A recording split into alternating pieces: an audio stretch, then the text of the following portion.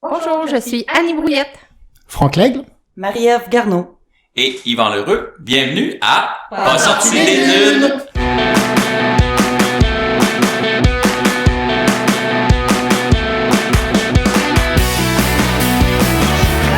messieurs, votre gagnant, c'est 110 Si tu commences à te sentir bien en courant un ultramarathon, fais-toi-en pas, ça va passer. Grand champion du 125 km! Oh, que j'avais hâte de vous parler du petit nouveau de NAC, les mélanges pour boissons Ultra Énergie, des nouveaux drink mix spécifiquement développés pour les athlètes d'endurance qui viennent en deux saveurs, melon d'eau et lime. Tu pognes ton sachet, tu le mélanges dans 500 ml d'eau et paf! 650 mg d'électrolytes, 8 g de protéines, 1300 mg de BCAA, 55 g de glucides et 250 calories. Puis au-delà des chiffres, maudit que ça goûte bon. Pour l'essayer, ça se passe sur le nacbar.com puis je t'offre 15% de rabais avec le code promo pas sorti du bois, PASSORTIDUBOIS. Let's go, allez essayer ça puis je vous souhaite un bon épisode. Ouais, ben, on n'est pas sorti du bois, hein? Bonjour tout le monde, avant de commencer l'épisode pour vrai, j'ai un petit avertissement à vous faire. Comme vous le savez, à cet épisode, j'ai reçu 4 invités en même temps, donc en me comptant moi, ça fait 5 personnes enregistrées. Et là, après 2 ans de technique sonore autodidacte à regarder des tutoriels en ligne pour arriver à mes fins, je pense que j'ai atteint mon maximum. Vous allez voir, il y a un petit pop sonore qui a probablement été causé par un court-circuit du micro à force de bouger le micro entre mes invités. Je m'en excuse, c'est des choses qui arrivent. Même après 93 épisodes, j'apprends encore. Anyway, l'objectif de Pas sorti du bois, ça a jamais été une question de qualité exceptionnelle du son. J'ai enregistré autour du feu, sur le bord de la mer, en plein milieu d'une course. Par contre, l'objectif a toujours été de rencontrer des humains exceptionnels, puis ça, aujourd'hui, j'ai la chance de vous en présenter 4.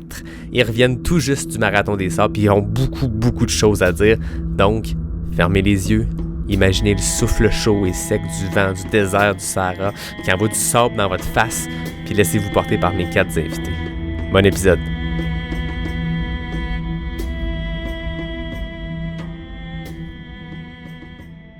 Bonjour tout le monde, bienvenue à ce 93e épisode de Pas sorti du bois. Aujourd'hui, je n'ai pas 1, ni 2, ni 3, ni 5 invités. J'ai 4 invités, je suis en compagnie de Annie Brouillette, Marie-Ève Garneau, Franck Lègle et un petit gars de Rivière-du-Loup. Vous connaissez peut-être parce que c'est juste la 4e fois qu'il vient au podcast et j'ai nommé Yvan Lheureux. Bienvenue. Merci.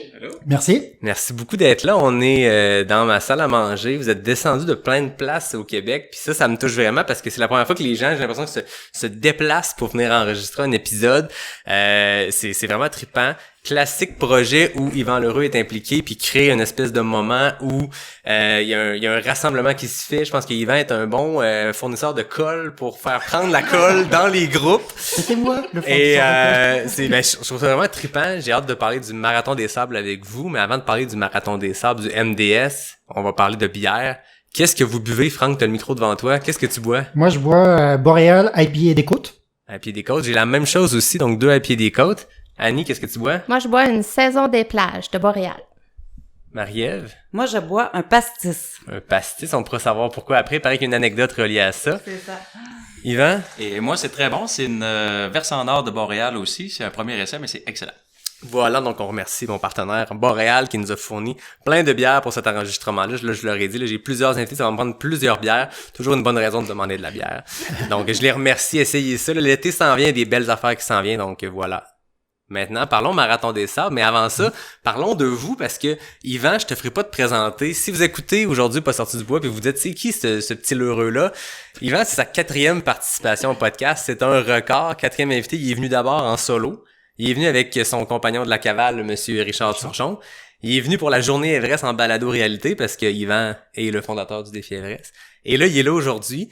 Vous savez, ceux qui écoutent Tout le monde en parle, il y a des cartes chouchou. Aujourd'hui, je vais remettre la toute première carte chouchou, mon invité chouchou, à Yvan Lheureux. À Tout le monde en parle, ça fait que tu peux te pointer quand tu veux. À Pas sorti du bois, je sais pas, là, on trouvera qu'est-ce que ça donne comme bénéfice, à part peut-être avoir de la boréale gratuite une fois de temps en temps.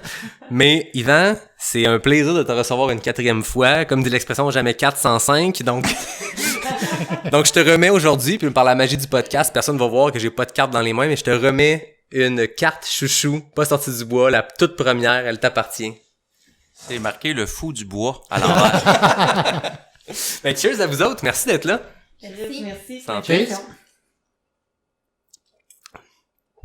Donc, là, c'est le temps de vous présenter, parce que vous savez, les gens vous connaissent pas nécessairement, puis je pense qu'avant qu'on entre dans le vif du sujet du Marathon des Sables, de vos anecdotes, de ce qui s'est passé au Maroc, j'aimerais ça qu'ils vous connaissent. Donc, Franck, encore une fois, tu as le micro devant toi. Veux-tu casser la glace? Je vais la casser. Donc, Franck Laigle, moi, je suis dans le domaine de la course depuis fin 2015. Donc, pas depuis si longtemps que ça. Progression relativement simple, 10 kilos, 21 marathons, sur à peu près 4 ans. Passé en ultra en 2020, 65 UTHC. J'ai fait une backyard, en fait, en même temps que toi, sur le 24 heures tremblant en décembre. OK. En décembre 2020, où j'avais tenu 16 ou 17 tours, je sais plus, Très fort. pour 107 km. Donc là, j'avais brisé la barrière du 80, brisé la barrière du 100, fait un 100 officiel en juin 2021 en France, fait le demi-marathon des Sables en septembre 2021, marathon des Sables 2022. Wow, c'est une progression assez rapide, extrême, parce que 2020, premier ultra, 2022, début d'année en plus, le Marathon des Sables, qui est une épreuve d'ultra distance. Alex Noblat a hésité à dire si c'était un ultra. Il y a un ultra, il y a une épreuve de plus de 42, puis quand tu combines tout ça, c'est 6 énormes journées. Donc, félicitations, c'est une progression extrêmement impressionnante. Annie, de ton côté, parle-nous de toi. Ben moi, je suis une coureuse ordinaire. Avant le Marathon des Sables, j'avais jamais fait de grande distance. Ça fait 8 ans que je cours, principalement sur la route. Et puis, j'ai rêvé longtemps au Marathon des Sables, donc je me suis inscrite et je l'ai fait. Premier ultra. Ma plus longue distance avant ça, ça avait été un marathon. Wow! Fait que t'as cassé la glace, Oui. ton premier ultra, après avoir enchaîné 3 marathons. D'abord, les 3 journées précédentes. Oui. Ensuite, la fameuse épreuve de 80 quelques kilomètres. Oui, 86. Par contre, ce que je pourrais dire, c'est que j'avais décidé de faire le Marathon des Sables dans le bonheur et avec le sourire. Donc, j'avais pris la décision de le faire en marchant. Donc, moi, le Marathon des Sables, je l'ai fait de A à Z en marchant pour être, c'est ça, souriante de jusqu'à la fin. Ça a presque réussi. Presque réussi. Ça a presque réussi. J'ai hâte de savoir pourquoi il y a un presque là-dedans. Ouais, c'est ça. Ben, félicitations. Merci. C'est encore là extrêmement impressionnant. Merci. Marie-Ève, de ton côté? Oui, moi, en fait, je cours, ça fait 9 ans. Puis, dans le fond, j'ai commencé à courir parce que j'ai arrêté de fumer. Ça va faire 10 ans que j'ai arrêté de fumer. Puis, fait que les premiers 6 mois étaient très difficiles. Puis, quand le printemps est arrivé, je voyais tous les fumeurs sortir de leur tanière. Puis, je me suis dit, OK, faut que je me trouve une activité qui me fera pas recommencer à fumer. Alors, j'ai commencé à courir. Puis, je me suis inscrite à mon premier demi-marathon cette année-là. Puis, c'est comme ça que j'ai eu la piqûre. Puis, je me suis mis à m'entraîner à fond. Fait que moi, je suis vraiment une coureuse de route, surtout. Moi, un peu moins de trail, mais j'ai fait beaucoup des demi-marathons, des marathons. Puis après ça, j'ai décidé de me lancer dans l'ultra. J'ai fait le 80 km de l'UTHC. J'ai fait un 101 km que j'ai créé moi-même ma course à Bromont. Puis moi aussi, j'ai rêvé du Marathon des Sables. Ça fait 5-6 ans. J'avais entendu parler de cette course-là par quelqu'un qui l'avait fait. Puis je pouvais pas croire qu'on pouvait courir 250 km dans le désert, tu sais, puis ça a comme germé quelque chose dans ma tête, puis c'est comme ça que j'ai commencé à y rêver, puis je me suis inscrite. Ça s'est concrétisé. Oui, c'est ça. Très impressionnant. Yvan, on te connaît comme étant quelqu'un qui donne des noms, qui baptise les gens qui t'entourent. Moi, c'est quoi non? Moi, c'est le magicien. Moi, je t'ai nommé, je me rappelle à quel épisode, je pense que c'est avec Charles qu'on t'a nommé le grand Manitou qui est Manitou. T'as passé une dizaine de jours avec ces belles personnes ici. Je pense qu'il y en a certaines que t'as quasiment rencontrées, mais en tout cas, il y a une amitié qui s'est créée au Marathon des Sables. Présente-nous-les dans tes mots, à toi. Parle-nous rapidement de ces 3 belles personnes-là. Comment toi, tu les décrirais?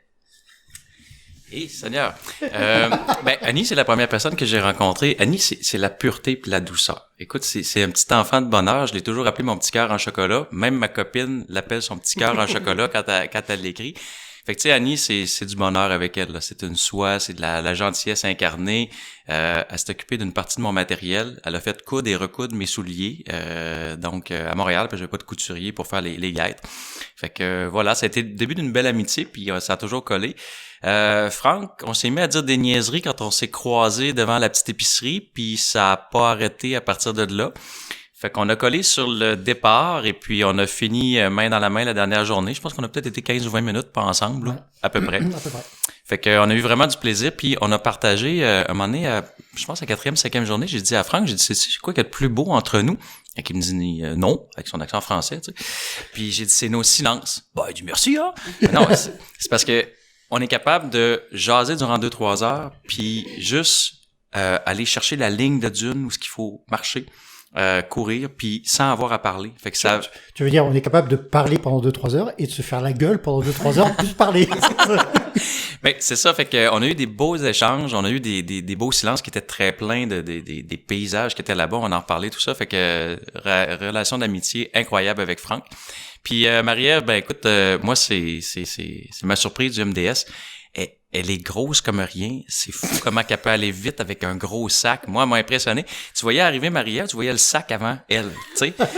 Puis elle allait aussi vite que nous autres. Fait que c'était vraiment impressionnant. Puis, tu sais, elle a une super résilience puis une droiture. Fait que voilà, ça a été le début d'une belle relation d'amitié. Puis ça a été vraiment une famille en dessous de la tente là, durant toutes ces journées-là.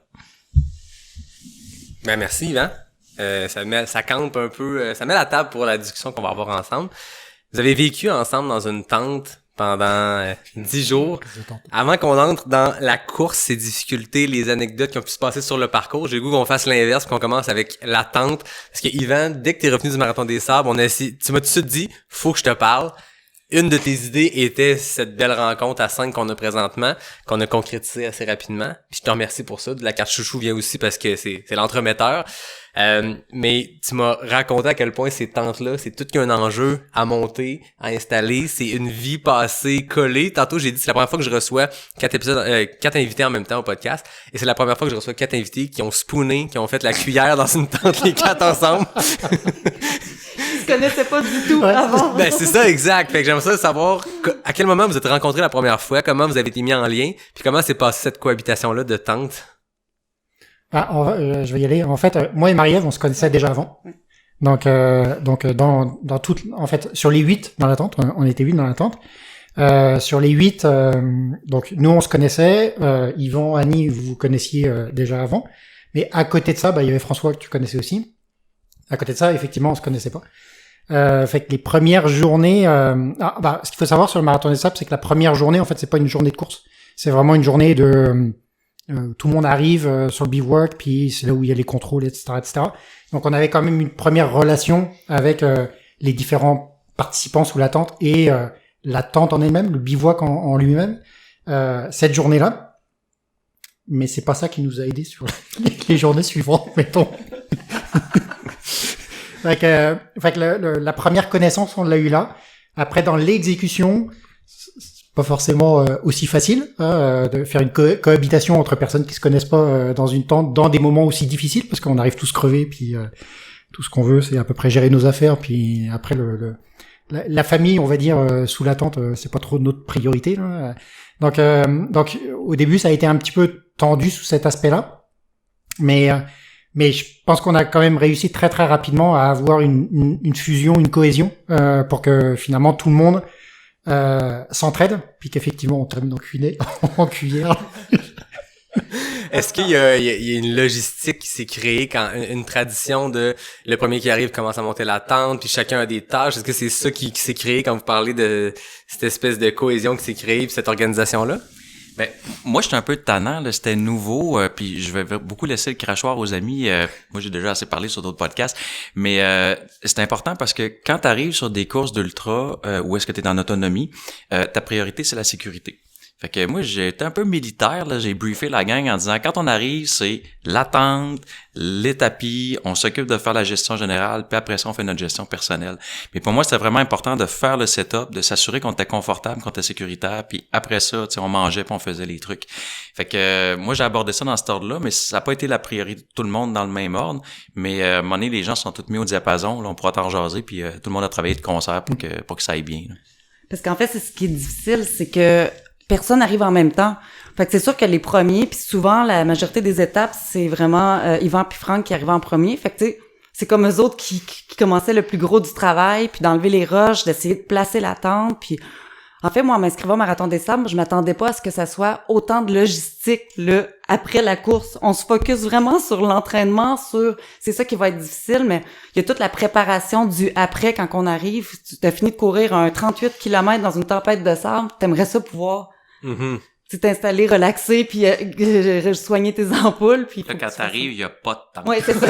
Parce que la tente est au vent. Mais ça m'a surpris, cette affaire-là, parce que je savais que c'était une course par étapes, je savais que tout le monde dormait sur un campement, puis il y a des photos aériennes de ce campement-là, puis c'est assez exceptionnel, les petites tentes enlignées. Moi, je pensais que comme ce que Arikana prépare pour le Trans-Charlevoix, qu'il y a un peu une prise en charge où t'arrives, tu viens de faire ta grosse sortie, ta grosse journée, t'arrives, puis tu peux bénéficier de des installations qui sont prêtes, mais j'ai su que c'était pas ça. Ben, il y en a une prise en charge, en fait, sauf qu'il faut être patient parce que quand il y a une tempête de sable, ben là, s'il y a 125 tentes qui volent en même temps, ben, puis qu'il y a juste 10 personnes pour les remonter, donc là, faut tout le temps revoir ses attentes. Moi, j'arrivais toujours la dernière ou presque, donc moi, l'attente était toujours belle pour moi. Oui, mais toi, c'était une entente. Je t'avais dit que ta place serait toujours prête quand tu arriverais. En fait, c'est ça ce que dit Annie, effectivement. Donc, il y a toujours une dizaine ou une quinzaine de berbères sur le bivouac d'une manière générale. Après, très rapidement, ça a pris 3-4 jours. Avec Yvan, on a réussi à pas mal comprendre comment est-ce que la tente fonctionnait. Donc, après, on a été complètement autonome. Mais ça reste que, effectivement, c'est arrivé la deuxième journée ou la troisième journée, la tente était complètement à terre. On arrive complètement mort de la journée parce qu'on était en tempête de sable. Et puis là, je veux dire, il faut y aller le plus rapidement possible quand même, parce qu'il faut quand même prendre soin de soi, il faut récupérer et tout ça. Moi, la deuxième journée, j'étais complètement lessivé, là, j'avais épuisé vachement en termes de réserve. J'ai réussi à aider à peu près 20 minutes, puis au bout de 20 minutes, c'est comme non, je suis hors service complet, j'ai crampé pendant 1h30 sous la tente, quoi. Même son petit doigt est crampé. Oui.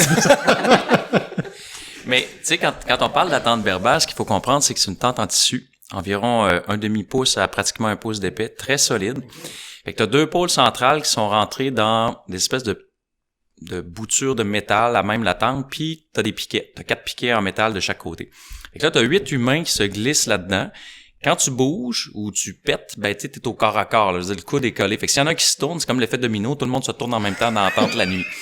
Fait que, ce qu'il faut comprendre, c'est que quand il fait beau, comme quand on est arrivé les 2 premières journées, c'est super. Ouais. Mais quand t'arrives, là, pis qu'il y a des vents, des rafales à 100 km/h, là, pis qu'il y a pas de tente de 1, puis là, pour la montée avec les 4 piquets, ben, tout est ouvert. Fait que là, faut que tu descendes les côtés. Mais les côtés descendus, là, quand t'es dans les bouts, là, ça te tape sa tête, là, pis ça te tape ses pieds. Puis le truc, c'est qu'il faut que tu mettes des roches. Mais la journée, effectivement, qu'il y a eu des rafales à 100 km, il y en avait pas de roches. C'est des roches plus petites que ton poing. Fait que Franck t'es crampé juste du petit doigt. Puis moi, j'ai fait 2 heures de voyageage pour aller chercher du sable puis des micro-grenailles. Mais c'est parce que là, les parois de la tente te revolaient, puis à un moment donné, on avait ramassé quelques roches grosses comme ton poing. Là, ils revolaient à 8 pieds dans les airs, puis ils retombaient 2 pieds à côté. Fait qu'on avait fait un char de sable autour d'à peu près 1,5 pied, puis ça s'était tout envolé. Après 1 heure, il restait plus rien. Fait que là, il fallait recommencer, ça battait au vent. Fait que là, on a réussi à décoller les piquets de métal, on a mis des bâtons par terre, puis ce qu'on a trouvé de super intelligent sur les dernières journées, c'est qu'on a pris nos sacs à caca, parce qu'ils te donnent des sacs à caca, on va revenir sur le sac à caca, puis on a fait vraiment des sacs de sable avec ça, puis on les a mis sur les côtés, puis c'est ce qui a tenu le mieux. Fait que si jamais vous faites le marathon des sables, pensez à faire plus caca que les autres, puis à vous prendre une coupe de roll-up là, pour réussir à arrimer votre tente. Parce que quand ça brasse, il y a rien pour tenir la tente au sol. Et on a été les seuls à faire ça. Parce que j'ai vu aucune autre tente qui a fait ça. Donc, voilà. Très ingénieux. Ouais. Pour donner une idée, là, quand on descend, quand que les garçons descendaient les parois des tentes, là, pour rentrer dans la tente, il fallait se mettre par terre puis ramper pour rentrer. Donc, quand tu as une journée de 9h30 de marche dans le corps, juste te pencher à terre, ça fait mal. Là. Fait que puis là, faut que tu rentres dedans. Puis si t'as un petit besoin de faire pipi dans la nuit, là, c'est difficile à ressortir.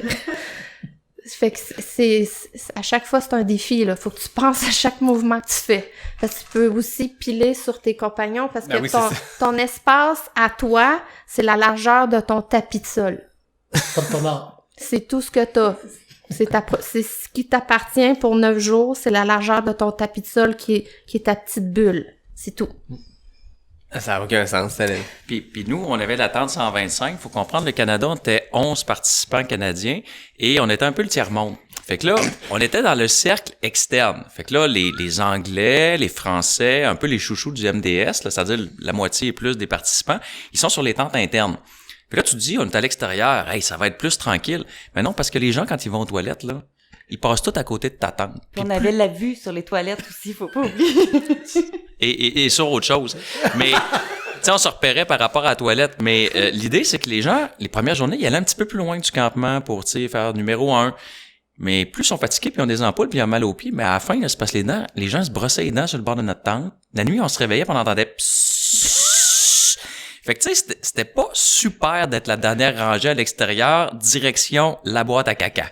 Puis en plus, nous, on était la dernière tente avant, si on regarde le dessin du 36e Marathon des Sables, dans le 3e cercle, on est la dernière tente du gros passage. Donc, c'est l'endroit où que tout le monde passe. C'est que nous, on était dans une zone de trafic toujours. Il y a ça, puis il y a aussi, la nuit, ça, il n'en parle pas, mais il y a la patrouille toujours de l'armée qui patrouille le bivouac complet. Donc, nous, toute la nuit, il y a le camion qui passe à côté de notre tente toujours. Fait que je comprends qu'il y a l'épreuve physique qui se passe le jour, puis il y a l'épreuve physique / humaine / sociale qui se passe le reste du temps, parce que on pense au Marathon des Sables, c'est une des courses les plus mythiques au monde, c'est une des courses les plus connues au monde, c'est prestigieux. Ça, c'est l'envers du décor qu'on voit pas, puis qui fait partie de l'aventure, je suppose, puis vous avez l'air d'avoir eu beaucoup de fun, fait qu'au-delà de ce qu'on dit depuis tantôt, il y a l'air d'avoir eu du plaisir qui s'est fait là, mais cet envers du décor-là est quand même intéressant parce que ce qu'on voit, c'est une course qui est extrêmement médiatisée, ce qu'on voit, c'est jamais les sacs à caca, puis les tentes qui revolent, puis tu finis ton marathon dans le sable, puis il y a les bouts de tentes qui volent au vent. Ça, c'est cette portion-là, on en parle un peu moins, c'est ça? En effet, puis moi, franchement, les toilettes, j'avais jamais vu de photos de toilettes de Marathon des Sables avant d'y être. Là. Sur les sites, là, j'ai cherché toutes les vidéos sur YouTube, je les ai toutes écoutées. C'est pas ça qui est montré. Là. C'est comme des toilettes dans un abri, un peu abri tempo, si on veut. Là. Ben, ouais. C'est un support. Ouais. C'est un avec trou. la porte qui va au vent. Là. Okay. Ça fait l'aération en même temps. Ah, ben, au moins, l'aération est bonne. Pas besoin de traîner d'un petit push-push en aérosol. Pas du tout, c'est ça. Ouais, écoute, il y a des bons côtés à ça. Hein. Mais tu sais, la nuit, je pense que Annie, c'était-tu toi qui es allé voir les militaires? Ouais. Contre ça, c'est assez intense. C'était... Je me rappelle plus c'était quel soir. Dans les premiers soirs, il y avait des militaires qui faisaient leur garde, puis là, eux autres, dans la nuit, ça jase. Fait qu'ils oublient que nous, on est là. Donc, moi, j'essaie de faire chut. Ça marche pas que là, je me fâche. Je me lève, puis je m'en vais les voir, puis je leur dis... dodo avec ma langue frontale. Puis là, je dis, j'essaye de dormir, tu sais. Ah, désolé. Donc, il a fallu que moi, je me lève pour leur dire. C'est arrivé une autre fois, sauf que je regardais toujours c'était qui. La deuxième fois que c'est arrivé, là, c'était la police, puis pas l'armée, mais là, j'ai fait combat, là, peut-être que je devrais me garder une petite gêne pour aller les chicaner. Mais oui, c'est ça. Eux, ils oublient qu'on dort, puis ça parle fort. Donc, puis il était, tu sais, comme plusieurs personnes. Donc, moi, je me suis levée, je suis allée leur dire, parce que le sommeil, c'est essentiel, là, le lendemain quand on court. J'ajouterais, apportez toujours des bouchons si vous allez faire le Marathon des Sables. J'aime ça fait même pas 20 minutes qu'on parle, on a déjà des trucs. Fait que ceux qui pensent faire le Marathon des Sables, écoutez l'épisode, sortez votre calepin, prenez-vous des notes, parce que là, on a l'envers du décor. Ouais. Parce qu'en plus, il y en a qui ronflent. Ah, c'est on ça. dira pas c'est qui. Puis, est-ce qu'on a le droit de révéler qui ronfle? Est-ce que c'est un invité chouchou, par exemple? Je ronfle pas. Je ronflaxe. C'est de la méditation profonde. Ah, on sait que c'est ça. C'est de la méditation profonde. Ça fait partie de ta récupération, je suppose, Dylan. C'est une tactique. Quand je suis très fatigué. Ok, c'est ça. Ouais, ce qu'il faut savoir, c'est que moi et Yvan, on était aux deux extrémités. Et puis, nous deux, on va se le dire, nous deux, on ronfle quand on est vraiment fatigué. Donc c'était assez marrant.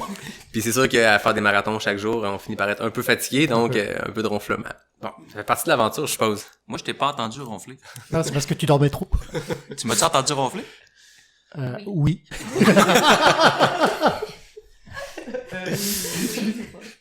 Parlons de la course elle-même, parce qu'il y a cet aspect-là aussi, au-delà des tentes et des toilettes. Il y a la course. Qu'est-ce qui vous attirait dans cette course-là? Parce que on connaît le Marathon des Sables. Dès que tu te mets à t'intéresser à la course en général, la course à pied, il y a Boston quand tu penses au marathon.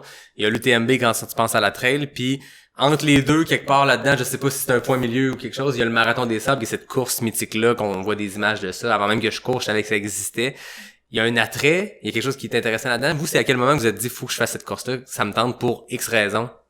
En fait, moi, c'est vraiment que c'est quand j'en ai parlé un peu au début, ça fait 5-6 ans qu'il y a une personne qui m'en avait parlé, puis je trouvais tellement que 250 km dans le désert, je trouvais tellement ça énorme que c'est quelque chose qui m'attirait, parce que je trouvais que ça se pouvait comme pas. C'est un peu ça qui m'attirait, puis j'avoue que le désert, ça m'a toujours attiré, ça m'a toujours fasciné. Puis en plus, tu regardes les images, c'est magnifique là, c'est vraiment fait que moi, c'est vraiment ça, là, j'allais vraiment rechercher pour moi, c'était un très grand dépassement de soi, côté physique. Puis j'allais aussi chercher, je trouve qu'avec la pandémie, moi, je suis quelqu'un d'assez solitaire dans la vie. Puis la pandémie a pas aidé ça pour des personnes comme moi. Puis j'allais aussi chercher la rencontre humaine, puis aller sortir de ma zone de confort, puis de reconnecter avec l'humain, que je trouvais que j'avais perdu beaucoup plus depuis 2 ans. Puis je trouvais qu'une course comme ça, c'était parfait. Puis c'est ça que ça a fait aussi, tu sais, ça nous a créé une belle chimie, des belles rencontres. Puis c'est autant enrichissant ça que la course elle-même. Mais moi, c'est vraiment ça, là. Je trouve que c'est quelque chose de mythique. Puis c'est un peu ça qui publicise. Puis c'est ça qui est attirant. Puis moi, franchement, le désert, j'adore. Puis j'étais allée au Chili dans le désert, pas faire une course. Puis j'avais adoré. Moi, là, avoir de la poussière, là. Ma deuxième étape, c'était la plus belle, qui était dans la tempête de sable. Puis je suis arrivée la première à la tente, avant les gars. Oh. Puis, moi, j'étais en pleine tempête de sable, je mangeais mon bœuf séché, puis ça allait bien. J'étais contente, mais je me suis brûlée pour le lendemain. Mais c'est ça, pour moi, c'est ça. C'est vraiment ces raisons-là. Moi, c'est la personne représentative du rêve marketing du Marathon des Sables. J'ai vu passer ça sur mon réseau social, puis j'ai eu un coup de foudre pour cette course-là parce que quand que je me suis inscrite, j'étais pas qualifiée du tout pour faire la course. Donc, un coup que j'ai pesé sur le piton, ben là, je me suis engagée à le faire. Donc, moi, je me suis inscrite pour la course de 2021. La première journée que les inscriptions ont ouvert, je pense que c'est la fin 2019 ou début 2020. Donc, le jour 1, quand ça l'a ouvert, moi, je me suis inscrite, puis ben c'est sûr qu'avant, là, j'ai beaucoup rêvé des images, puis j'ai fait quelques petites recherches là, pour savoir est-ce que j'ai les capacités de le faire, mais finalement, oui, tu sais, on a tendance à se sous-estimer, mais moi, j'ai vraiment, c'était les images qui a fait que je me suis inscrite à cette course-là. Franck? Moi, à la base, c'est à cause d'une histoire d'amour. Oh! Fait que c'est effectivement ma blonde de ce moment-là qui m'a mis une graine dans la tête et elle a germé. Fait que c'est comme ça que c'est arrivé. Après, j'avais une certaine expérience des déserts. J'étais allé en Jordanie, Chili aussi. Donc, j'avais déjà un peu vécu, pas en course là, en touriste là, mais j'avais un peu vécu ce feeling-là du sable, de la voûte céleste, qui est juste énorme. Et mais bon, d'un point de vue course, j'avais fait le HMDS, mais ça c'était dans la perspective de préparation au MDS. Mais le MDS, c'est comme ça qu'il est arrivé. Monsieur Lheureux? Tu peux peut-être expliquer, Franck, c'est quoi le HMDS pour les gens qui savent pas c'est quoi, parce qu'on en parle, puis c'est quand même important de faire la différence, Ouais. puis peut-être de comprendre qu'est-ce qui est un puis qu'est-ce qui est l'autre. Ouais. Fait que demi-marathon des sables, Alpha MDS. Donc c'est vraiment le demi là. Donc c'est 125 km sur 3 étapes, 4 jours. C'est 2 organisations différentes entre le MDS et le HMDS, mais c'est exactement le même principe. Donc c'est en autonomie. Donc là c'est pas des tentes 8 personnes, c'est des tentes 1 personne, mais dans des alvéoles de 6. Donc on est quand même il y a un aspect quand même communauté dans l'histoire. Et puis c'est donc sur 3 étapes, en gros 30, 60, 30 ish là, la répartition. Ça se passe. Moi je l'ai fait en septembre dernier, donc c'était à Fuerteventura aux Canaries. Il y a une édition au Pérou, et puis là ils viennent de sortir une édition en Jordanie. OK. Donc c'est ça. Donc c'est exactement le même principe. C'est juste c'est une demi-version là, qui est quand même une version qu'il faut se taper. Mais dans les mêmes conditions et dans la même histoire. Puis, mettons que les gens qui écoutent puis qui, comme vous, ils ont ce coup de cœur-là, est-ce que toi, tu le recommandes en mode préparation? Ouais, oui, puis Yvan pourrait embarquer là-dessus. C'est une bonne préparation sur lire toutes les conditions du sable. Ça, au tout début, moi, c'est revenu super rapidement. En fait, la première journée, j'ai été super content de retomber dans les dunes parce que c'est revenu tout simplement. En fait, c'est vraiment, tu refais du vélo, là, ça revient tout seul. De savoir lire les lignes pour pas perdre trop d'énergie, pour vraiment tirer le meilleur profit finalement de la dureté du sable ou des différentes consistances de sable, des différentes structures, pour faire en sorte que finalement ça, tu perds le moins d'énergie possible en avançant le plus rapidement, quoi. Donc oui, c'est une bonne prépa pour ça. Après, tout ce qui est alimentaire et tout ça, je pense que on peut faire la même préparation sur un ultra normal, sur la partie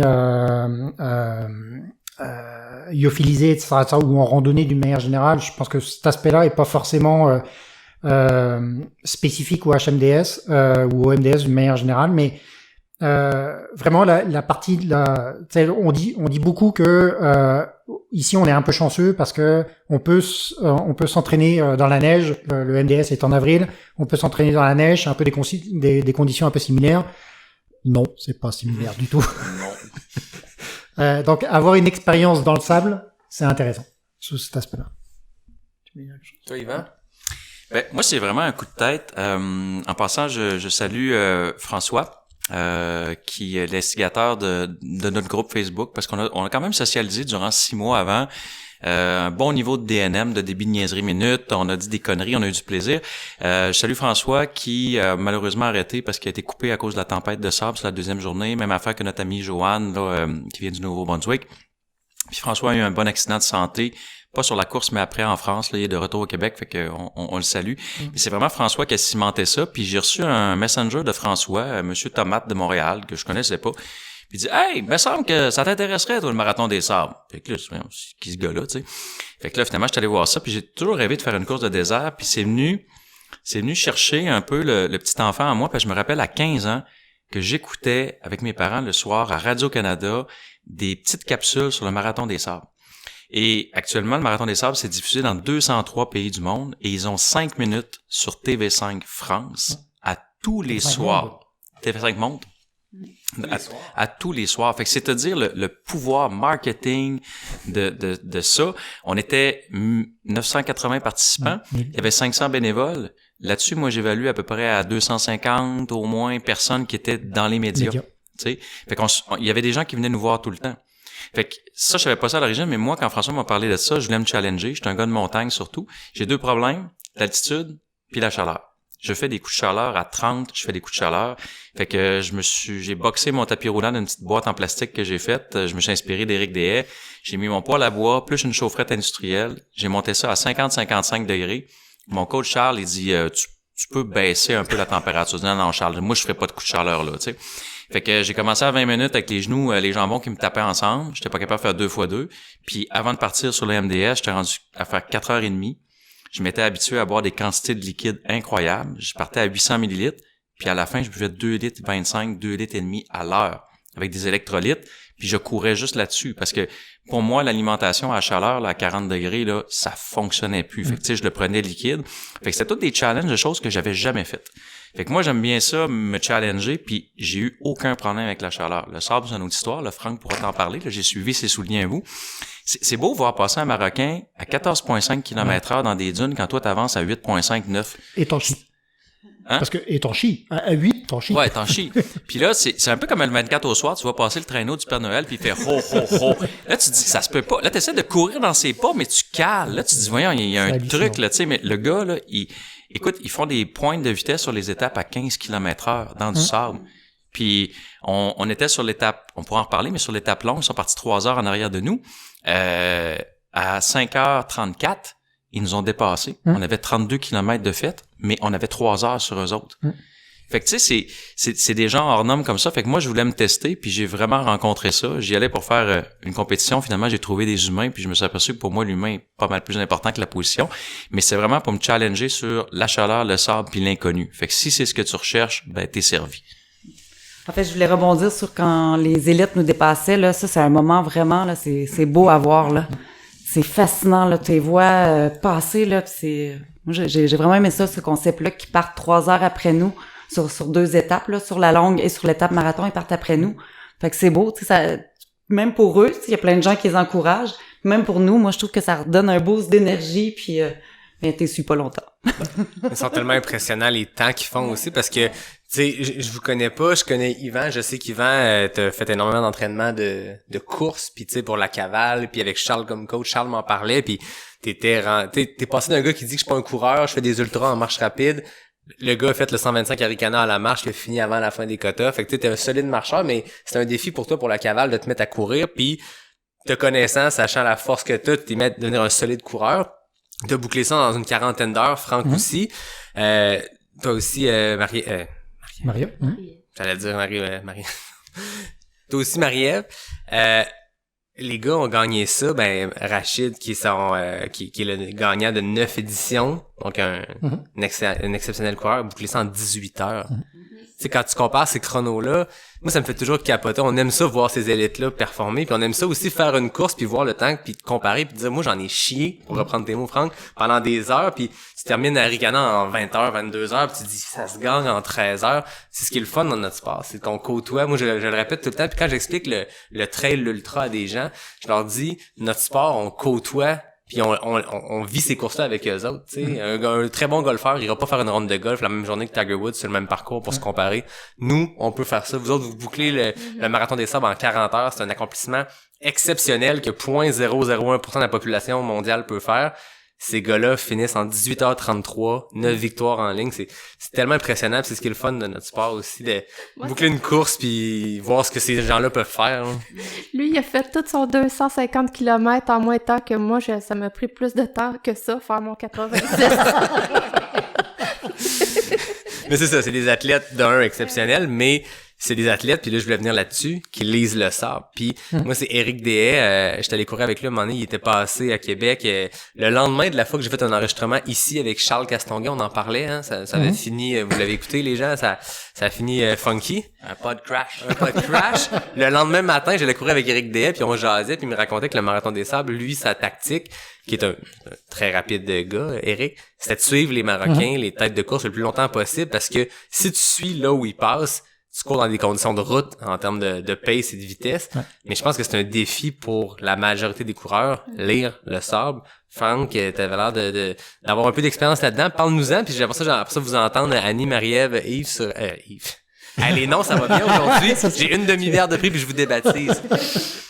Annie, Marie-Ève et Yvan, ce serait intéressant de vous entendre parler. Vous, comment vous avez trouvé ça, lire les lignes de sable?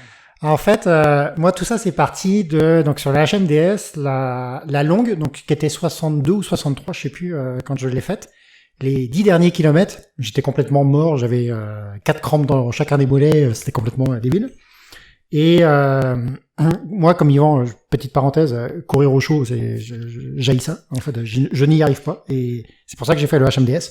C'était dans la perspective de me pousser pour que préparation à MDS. Et donc là, sur cette étape-là, complètement déglingué au bout de 50 et quelques kilomètres. Et puis là, je me dis,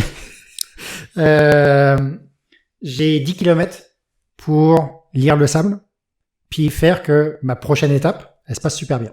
Fait que j'ai vraiment utilisé ce 10 kilomètres-là, que je ne pouvais que marcher pas très vite, à vraiment étudier c'est quoi les différentes structures, c'est quoi la la forme du sable poussé par le vent, etc., etc., puis où sont les bons appuis. J'ai fait ça pendant 10 km. L'étape suivante, j'ai dépassé tout le monde en marchant. Alors que les autres essayaient de faire de la marche nordique, etc., etc. Donc, c'est vraiment comme ça que je suis parti. Et une des clés, c'est contrairement à en trail ou en route, on essaie toujours de tirer le plus droit possible ou le plus direct possible entre 2 points, etc., etc. Là, en sable, faut vraiment pas faire ça, quoi. Faut vraiment étudier la meilleure ligne et puis pas hésiter à vraiment à être bourré, quoi. À vraiment tirer à gauche et à droite. Comme... Tu suis la trace, pis ça a l'air d'un gars chaud qui rentre du bord en titubant, là. OK. J'ai déviergé une dune. Je pense qu'on peut le dire. Franck était très fier parce que, tu sais, il y avait le troupeau, là, comme un troupeau de moutons qui passait, fait que t'avais piloté 800 pas au centre, mais Franck, sa fierté, c'était d'aller dévierger les dunes à gauche et à droite. Fait que je l'ai fait, ça s'est super bien passé. Honnêtement, j'ai dépassé du monde en le faisant. C'était super simple. Mais ça, puis dans la dernière ou avant-dernière étape, je sais plus, à un moment donné, on prenait vraiment des crêtes de dunes, qui étaient complètement vierges, et en plus, c'est super bien parce que t'es le premier à passer là et tout. Donc, c'est super beau. T'es pas dans les pas de tout le monde. T'es sur un sol qui est quand même super sympa, là. Je veux pas dire que tu t'enfonces pas, parce que tu t'enfonces quand même un peu. Après, ça dépend un peu de tes palettes, là. Moi, j'étais avec des speed goat, que tu connais très très bien. Oui.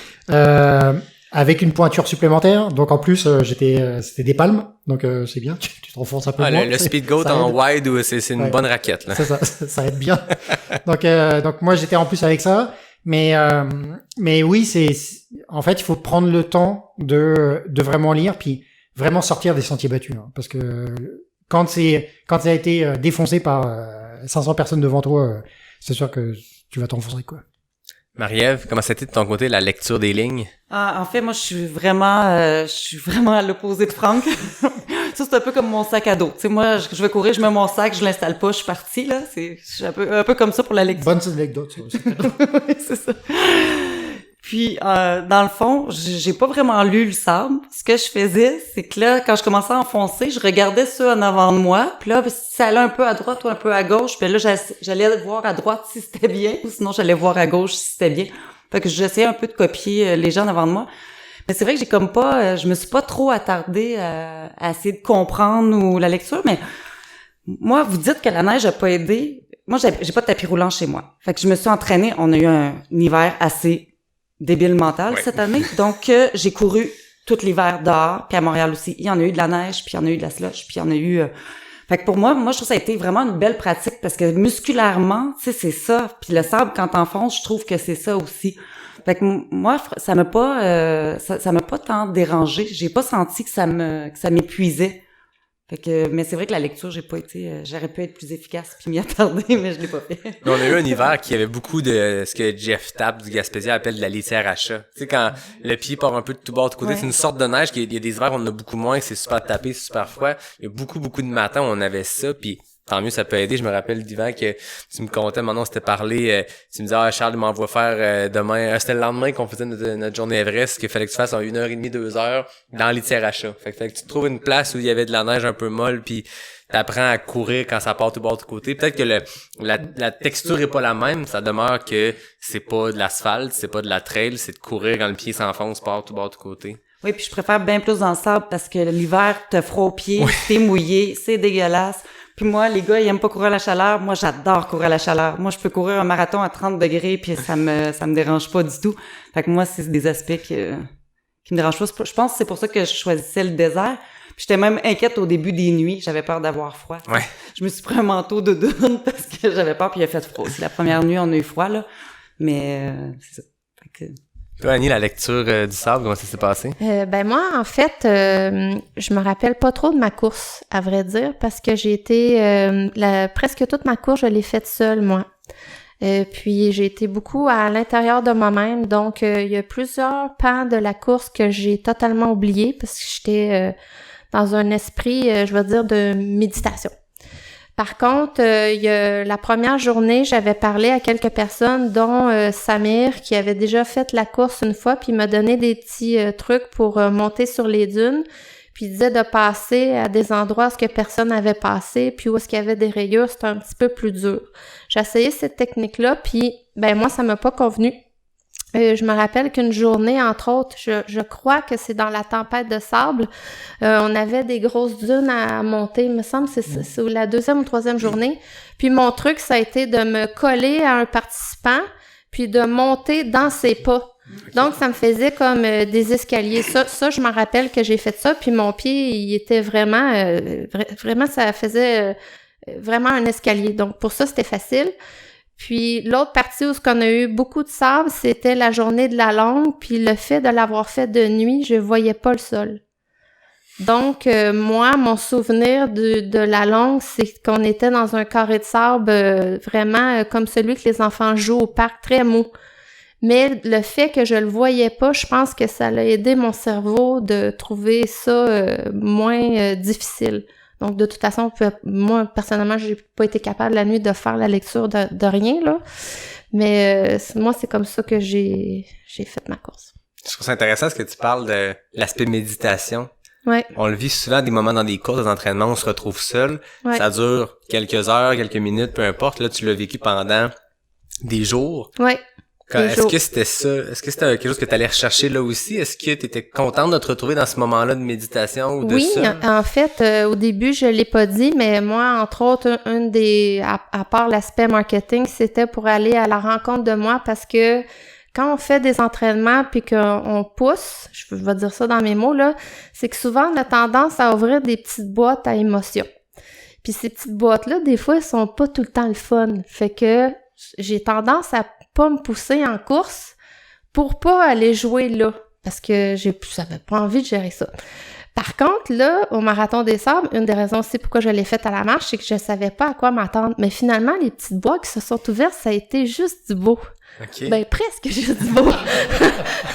Parce que c'est sûr qu'il y a eu certains moments plus difficiles, mais ça a été une belle surprise pour moi. Fait que le fait d'avoir fait ma course, puis je sais pas, je sais que Frank et Yvan l'ont fait à 2, mais moi, j'étais toute seule tout le temps. 2 exceptions, la première journée, puis la nuit de la longue, j'ai rencontré quelqu'un, puis on a fait équipe ensemble, mais sinon, ma course seule, tout le temps. Wow. En fait, ça a été la même chose, moi aussi. Comme Annie, j'ai fait ma course toute seule, tout le long, à part la longue étape, que au dernier CP, on s'est retrouvés, Yvan, Franck et moi, fait qu'il restait 10 km pour la fin. Donc, on a fini les derniers 10 km ensemble. Mais sinon, ça a été les seuls 10 km que j'ai été avec des gens. Sinon, à certaines journées, on se croisait, mais j'ai jamais couru avec personne. On dirait que personne était à mon rythme, puis j'étais au rythme de personne. Mais j'ai trouvé ça le fun. Parce que moi aussi, je trouve que c'est de la méditation. Tu finis par rentrer, tu médites, tu réfléchis, moi, c'est ça, j'adore ça. Puis je trouve que on passait tous les autres moments ensemble à interagir, à échanger. Fait que je trouvais ça le fun, cette portion-là, de la vivre seule. Puis, on voit beaucoup d'images du Marathon des Sables quand ils le vendent, de ces grands moments-là où t'es seul au monde parce qu'il y a des belles photos où t'es un coureur seul sur une dune puis il y a personne à des kilomètres à la ronde. Je comprends qu'il y a quasiment 1000 coureurs. Quand on est seul dans ces moments-là, est-ce que le pack réussit à s'extensionner, pas s'extensionner, mais à se séparer, à se diviser pour se sentir justement comme ça seul au monde? Totalement. Dans mon cas, en tout cas, j'étais pas mal tout le temps seule. Moi, j'étais plus en fin de ligne de course. Donc, moi, souvent, sauf quand on montait les djebels ou les dessus de crête, là, je rattrapais beaucoup de monde. Mais sinon, sur les plats, je regarde en avant, je regarde en arrière, je vois du monde, mais très loin en arrière de moi. Puis, les photos de course que j'ai eu accès démontrent ça. Fait que oui, moi, je l'ai vécu, ça. Il y a quelque chose de spécial dans le fait de se retrouver un peu seul au monde. Des fois, on le vit en entraînement, puis je suppose que pour s'entraîner, vous faites des longues sorties, puis tu sais, des fois, un 30 kilos, 40 kilos, tu te ramasses vraiment loin de toute la civilisation, puis il y a de quoi de le fun là-dedans, mais t'es quand même dans quelque chose que tu connais, t'es dans de la forêt, une région que tu connais, là, de se retrouver en plein milieu du désert, au Maroc, ça doit être un dépaysement exceptionnel, là. Ouais, puis moi, j'ai trouvé ça super marquant, parce qu'on parle beaucoup de la longue étape, c'est vrai qu'elle est très marquante. Moi, c'est le moment, moi, je suis arrivée, je me souviens plus, là, 350 ou quelque chose comme ça sur les 900, fait que moi, je l'ai moins vécu d'être seule, mais d'être seule, de pas voir de gens. Mais où je l'ai vécu, c'est la nuit, dans la longue étape, que il y a des moments, moi, j'étais vraiment... Le plus long que j'avais couru en heure, c'était 12 heures, puis je l'ai fini, il était au 17 heures, au-dessus de 17 heures. Puis ça m'est arrivé souvent de pas voir les lumières en arrière, ni en avant. Je suis toute seule. Puis en fait, pour suivre son chemin, c'est des petites roches, un peu de rose dessus, puis des bâtons, mais des bâtons à peu près aux 500 mètres. Mais tu les vois pas, les bâtons. Fait que mais là, je me suis sentie vraiment seule, mais tu sais, t'es tellement dedans. Moi, j'étais tellement, tu sais, j'étais juste focus parce que j'avais vraiment pas envie de me perdre dans le désert, là. C'était surtout ça. Mais j'ai aimé ça. Puis c'est ça, j'ai trouvé ça spécial. Peut-être, tu disais Djebel tantôt, parce que, tu sais, on pense le marathon des sables qu'on court sur des dunes durant 250 km. Un 60-70% de la course, c'est de la caillasse, là. C'est de la grosse roche, parfois tranchante, parfois dure. Fait que t'as l'impression de courir sur du béton mal fini, là, pas égal, avec un paquet de roches grosses comme ton poing à toutes les 6 à 12 à 30 cm, il y a une roche. Fait que peut-être expliquer un petit peu les termes que vous avez utilisés. C'est quoi un djebel? C'est quoi que vous avez vu? C'est quoi les paysages? Tout ça. Parce que là, les gens ils ont comme l'impression que c'est de la dune à perte de vue, mais c'est vraiment pas ça. Un djebel, c'est une montagne du désert, sauf que nous, en tout cas ici au Québec, une montagne pour nous, c'est avec de la terre, des herbes, des roches, des racines. Là-bas, c'est un amont de roches avec du sable. Puis ça fait que ça, c'est un djebel. Puis il y en a qui sont quand même assez gros, puis là, on monte sur des crêtes, donc c'est quand même assez long. Il y en a des hauts, il y en a des moins hauts, puis c'est très technique. Le djebel, moi, j'ai trouvé certaines places, ça prenait des cordes d'escalade, puis même de l'escalade avec les mains. Puis à un moment donné, je me suis dit, ouais, si je tombe, je meurs.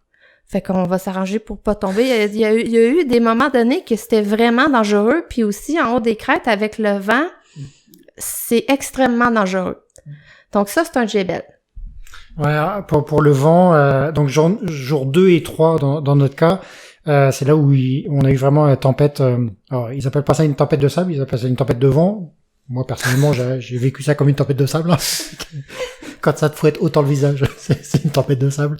Mais effectivement, jour 3, je pense qu'on avait vraiment un grand passage de crête. Puis il ventait encore à 80-100 km/h, là. Et honnêtement, tu te faisais déporter en haut. Donc probablement que toi, tu t'es bien fait déporter. Si t'avais pas eu de 5, à mon avis, tu serais tombé. mais après, donc il y a beaucoup de passages de plateau, surtout dans les premières étapes. Puis là, passage de plateau, tu peux être 7-8 km, c'est une ligne droite. Mentalement, c'est très difficile parce que tu sais que tu t'en vas dans cette direction-là, tu vois, je sais pas quoi, je veux pas dire un arbre parce qu'il y en a pas, mais tu vois un point de repère. Puis t'as l'impression que le point de repère, il est à 2 km, mais non, il est à 7. C'est longtemps, 7. Donc t'as ces passages-là, t'as effectivement les passages de dunes, là plus ou moins importants. Ça peut être de la petite dunette, ça fait très très mal aux jambes, parce que tu t'es toujours en montée-descente, c'est hallucinant. Ou vraiment des grosses dunes. Après, en termes de sol, effectivement, tu peux avoir, sur la longue, on a eu 20-25 km de plages dégueulasses. Vraiment. Ah ouais, non mais littéralement, où c'est super fuyant pendant 25 km, tu perds de l'énergie, c'est là où on s'est fait doubler par les élites, puis tu te demandes comment est-ce qu'il arrive à courir aussi rapidement sur un sol aussi dégueulasse. On a eu ça, où vraiment du sol beaucoup plus dur, mais comme dit Yvan, en fait c'est du sol beaucoup plus dur, un peu un lac salé, mais c'est pas droit du tout. Fait que t'es toujours en dévers. Peu importe c'est quoi ce que tu fais, en fait, tu vas toujours en déséquilibre. Donc il y a vraiment beaucoup de diversité. Les roches. Ouais, il y a un petit peu de cailloux. Ouais, hein. Beaucoup. Des fois, c'est pas un marathon des sables, c'est un marathon des cailloux. Hein. Il y a beaucoup des plateaux de gros cailloux. Moi, la première journée, presque en partant, j'ai levé les yeux au ciel pour regarder la beauté du paysage. Je me suis foulé la cheville. Donc là, je disais, OK, il faut toujours que j'aille le regard vers les pieds pour regarder parce que tu peux pas faire ton focus 2 mètres en avant. C'est trop de roches. Puis c'est comme de l'ardoise coupante. Puis la texture du sable, on dirait que c'est comme de la cendre, mais de couleur sable. Donc le sable aussi prend différentes couleurs. Les dunettes, c'est un sable plus blond. Les dunes de Merguza, c'est vraiment orangé. Puis dans les chemins de gros cailloux, là, la caillasse, c'est plus brun ocre. Donc ça varie de couleur aussi. On voit beaucoup les images classiques quand ils font la promotion, tu vas sur le site web, c'est beaucoup ces images-là de courses de dunes, ce qu'on se fait, tu dis, tu vas faire le marathon des sables, c'est ça l'image qu'on a en tête, mais j'ai vu beaucoup de photos passer, des photos que vous m'avez envoyées aussi, où on voit ça, cette caillasse-là, c'est complètement différent de ce à quoi on peut s'attendre dans ce qu'ils proposent dans leur marketing aussi, de l'image un peu poétique de courir seul dans les grandes dunes de sable, là.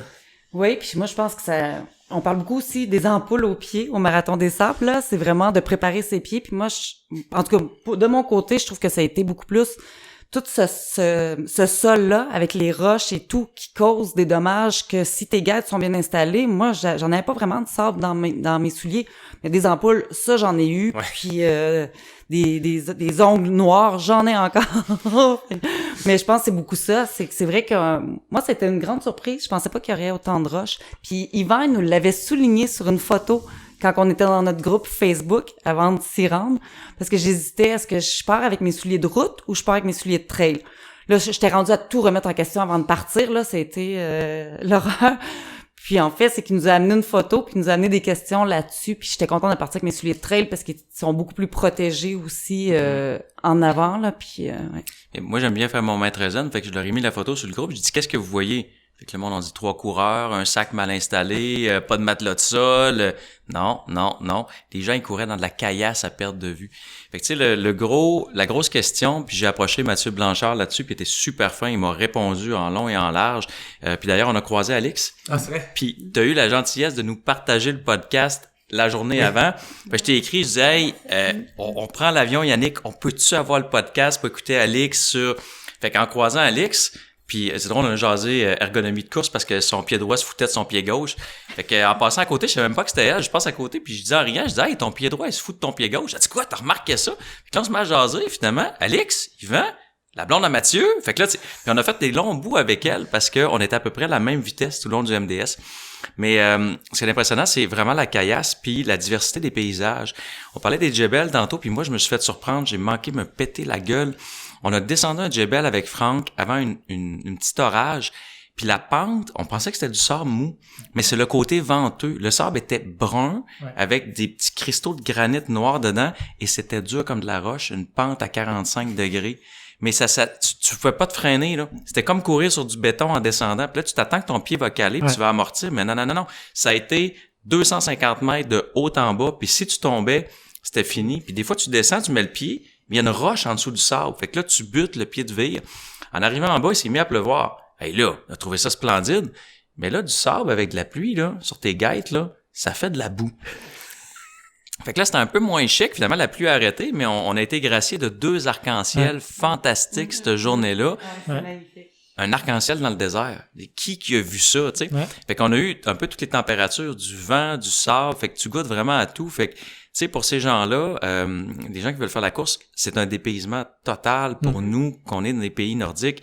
On parlait de l'appréciation tantôt. Si je fais une petite note, moi, je suis plus course roots. J'ai été un peu agressé par les drones qui te passent au-dessus de la tête, par les 2 hélicoptères qui volent tout le temps, par le fait que quand tu arrives à un checkpoint, ben tu suis pas les traces à terre, tu suis les journalistes et les photographes. Puis quand tu quittes le checkpoint, tu as plus de photographes que tu as de marques sur les roches, tu sais, au moins pour 1 kilomètre. Fait que tu sais, c'est impressionnant l'envahissement de l'espace intérieur, moi j'ai trouvé. Mais pour que les gens en profitent à l'extérieur, puis il y a autant de photos, puis il y a autant de diffusion, ben tu comprends que 200 quelques journalistes et autres, ils sont là pour ça.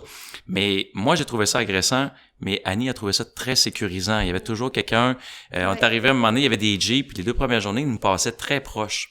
À la limite, c'était dangereux. Il y a des gens qui ont crié. Tu sais, des petits Dune buggy, là, puis les gens sont contents. Écoute, c'est le paradis, là. Sahara, les gens qui le savent pas, on a fait une très petite portion. C'est 9 millions de kilomètres carrés. C'est 5000 kilomètres par 3500. C'est tout le nord de l'Afrique. Fait que nous autres, on a effleuré le carré de sable, là. Tu sais, j'ai dit, on a mis les pieds dans le plus grand carré de sable du monde. Mais À un moment donné, il y a un pick-up qui était enlisé, puis Franck est arrivé en arrière du gars, il dit « Vous avez besoin d'aide? » Le gars dit « Non, on va être correct. » Il dit « C'est correct, hein? On a 500 collègues qui arrivent en arrière, on va pousser! » Et le gars, il était mort de rire, mais des camions enlisés.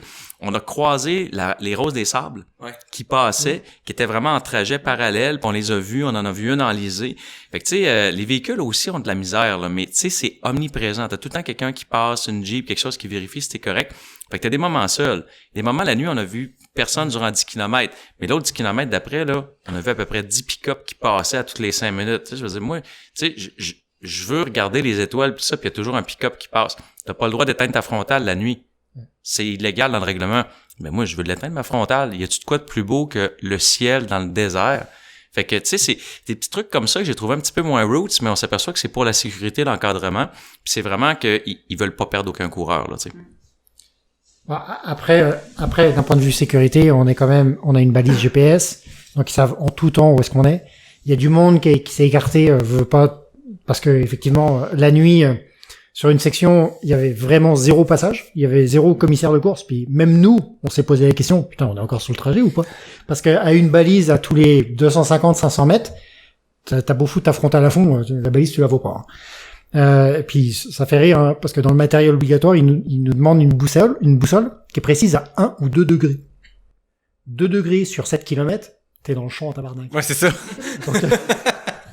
Donc t'as la boussole. C'est pour ça que la mienne était dans le fond de mon sac, parce que je savais qu'elle m'aiderait pas. Pas servi, hein? Mais moi, ceux qui entendent ça, on va parler matériel peut-être, là, mais la boussole, oui, il y a une boussole, mais Franck avait l'outil le plus important, c'est une paire de lunettes de piscine. Parce que quand ils vendent là à 100 km/h, je vous garantis, ça rentre dans tous les orifices. En tout cas, Marie-Ève, si t'as pas eu du sable dans tous les orifices, là, moi j'avais mes 2 boffes, la casquette que Jimmy m'avait donnée au Coureur nordique, puis là j'avais mis la palette sur le côté, un œil au corps ouvert, puis l'autre avait plus de sable dedans quand je me suis nettoyé les yeux le soir, j'ai jamais compris pourquoi.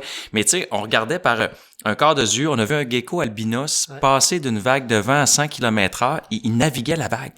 Puis il a passé, Franck, tu l'as-tu vu? Mais ça rentrait de partout. Fait qu'une paire de lunettes de piscine burinées, usées, sur le dessus du sac, c'est parfait. Tu te mets ça sur les yeux, puis ça fait la job. Ce que j'aimerais ajouter aussi, que j'ai trouvé fascinant sur cette fameuse journée de tempête de sable, là, c'est qu'il s'est mis à faire super chaud. Puis des fois, là, t'avais des rafales de vent, là, t'avais l'impression que c'était une sécheuse qui te soufflait en pleine face. C'était fascinant, là. C'était tellement chaud, là. C'était Je pense que c'était particulier cette année, la quantité de tempête, ou en tout cas, la quantité de vent qu'il y a eu, parce que je pense que c'est commun qu'il y ait ces vents-là, mais on le voyait que cette année, c'était une édition particulièrement venteuse au Marathon des Sables. Vous avez pogné le jackpot, là. Bah, en fait, l'année dernière, donc en octobre, la 35e édition, elle a été très difficile sur les conditions de température, puis il y a eu toute une gastro en plus, une épidémie de gastro qui s'est invitée dans la course, donc ils ont eu énormément d'abandons. Cette année, il y a encore eu beaucoup plus d'abandons que sur les éditions, on va dire régulières, là, les éditions normales. À cause, c'est ça, du vent dans les jours 2 et 3. D'ailleurs, une chose importante avec le vent, il te l'indique dans les règlements de course au début, c'est le sac à caca. Donc, il te donne un sac et t'as une toilette, un dépliable, on va dire vert, à peu près vert au début de la journée, là. Puis, tu mets ton sac dessus.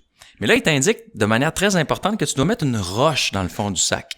Parce que, tu sais, le petit plastique autour, il est pas étanche. Mais quand il vente à 80 km/h, tu risques que le contenu du sac ait envie de rentrer par où ce qui était sorti, tu sais. Puis c'est arrivé à certains d'ailleurs. Fait que, tu sais, c'est très, très, très important de mettre une petite roche dans ton sac et ils te le disent. On parle de sac, là. Matériel obligatoire, parce qu'une des particularités du Marathon des Sables, c'est que vous êtes en autonomie quasi complète. Vous avez l'eau qui est fournie, je crois, et tout le reste. Première journée, tu pars avec ta bouffe pour les 9 jours. Ouais. Parlez-moi de la préparation pour ça ou des enjeux que vous avez eu côté équipement, les trucs que vous pouvez donner aux gens ou les anecdotes qui viennent avec ça, parce qu'on parle beaucoup du sac de Marie-Ève depuis tantôt. Qui était quand même très lourd, là, parce que j'aurais... Et pas ajusté, que Franck m'aidait à l'ajuster la journée avant la course.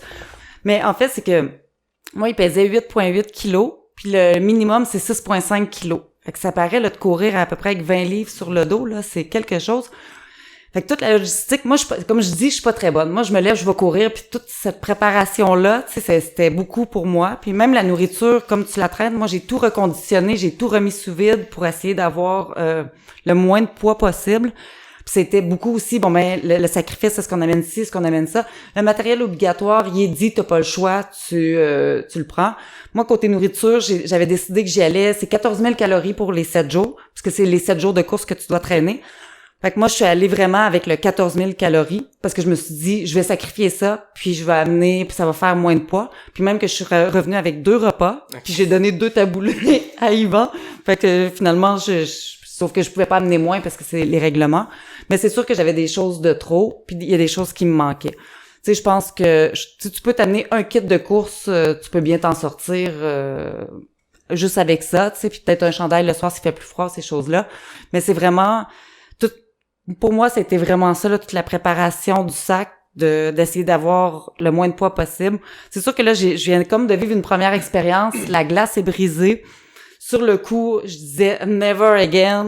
Je veux pas. Mais là, je suis comme, pas le MDS, tant qu'à ça, il y a plein d'autres courses, j'aimerais essayer autre chose. Mais je pense que, j'aimerais ça, réessayer une course. Puis il y a déjà des choses que je sais que j'enlèverais ou que je changerais. Ou un coup que t'as brisé la glace une fois, on dirait que c'est comme plus facile se préparer. Puis tu sais, ce qu'il faut faire attention, là, c'est qu'il existe une page Facebook pour les coureurs qui participent à la course. Fait que tu sais, tout le monde demande, ça, qu'est-ce que je devrais faire?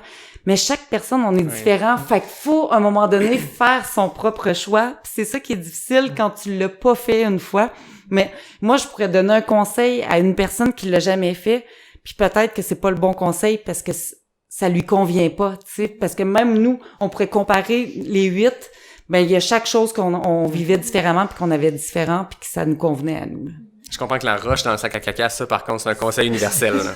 C'est ça. Moi, j'avais fait beaucoup de préparation à l'avance, vraiment. J'ai écouté tous les films qui existaient sur le Marathon des Sables, tous les fichiers Excel que les gens avaient envoyés, je les ai tous étudiés, analysés au complet A à Z.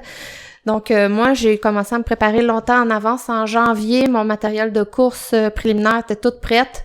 Yvan m'a aidé à reviser, alléger ou donner des conseils. Puis à la fin, j'ai pris qu'est-ce qui me convenait sur les conseils. Côté nourriture, là, moi, j'avais le plus beau menu de toute la tente. Je confirme. J'avais acheté tout en avance, tout testé lors de mes sorties randonnées, mes matins que je me levais tôt, je testais mes déjeuners. Je m'étais fait aussi une tente chaude comme Yvan, puis j'avais tout testé ma nourriture dans ma tente chaude. Donc je savais qu'est-ce qui allait me convenir ou pas à la chaleur. Puis moi aussi je suis allée avec les 2000 calories par jour, puis j'ai pas manqué de nourriture. J'ai quand même perdu 5 kilos à la fin de la course, que ça m'a pris presque un mois avant de rattraper. Côté matériel aussi, ce que j'ai fait, c'était je changerais rien, à l'exception de une chose, c'est que moi, vu que j'étais marcheuse, j'arrivais tard le soir et j'avais pas le temps de faire du lavage de vêtements. Donc, j'ai fait des allergies cutanées énormes, là, qui ont duré jusqu'à 2-3 semaines après le marathon. Donc, si j'avais une chose à modifier, c'est que je me serais au moins apporté un chandail de course supplémentaire. Mais c'est la seule chose que j'avais faite. Ceci dit, c'était pas gage de succès de ma réussite de course, mais ça l'a vraiment aidé. C'est sûr que quand on teste puis on reteste, ça permet d'éliminer peut-être certaines erreurs potentielles, mais après ça, on peut tester 98% de ce qui peut arriver, il y a le 2% qui arrive. Oui, puis ce que j'avais pas prévu, c'est que mon sac, je l'ai fait et refait des dizaines de fois chez moi dans mon salon. Puis quand on est arrivé sur le bivouac, mes choses étaient dans mon sac, dans ma valise, puis je me suis laissée influencer par des compagnons de tente de sortir du matériel obligatoire de mon sac pour la vérification au checkpoint. Moi, ça a eu comme effet que ça m'a désorganisé, puis j'ai oublié des médicaments. Donc, ça, ça n'a pas eu de gros impact, mais quand même. Donc, la prochaine fois, c'est vraiment me fier à mon instinct. Puis la proximité des gens aussi, là, moi, j'ai été surprise par les 8 personnes dans la tente. Ça m'a vraiment déstabilisée. Fait que la prochaine fois, mon sac est toute prête dans ma valise, puis il est prêt pour le checkpoint du samedi. J'ai entendu quelque chose dans ce que tu viens de dire qui est intéressant.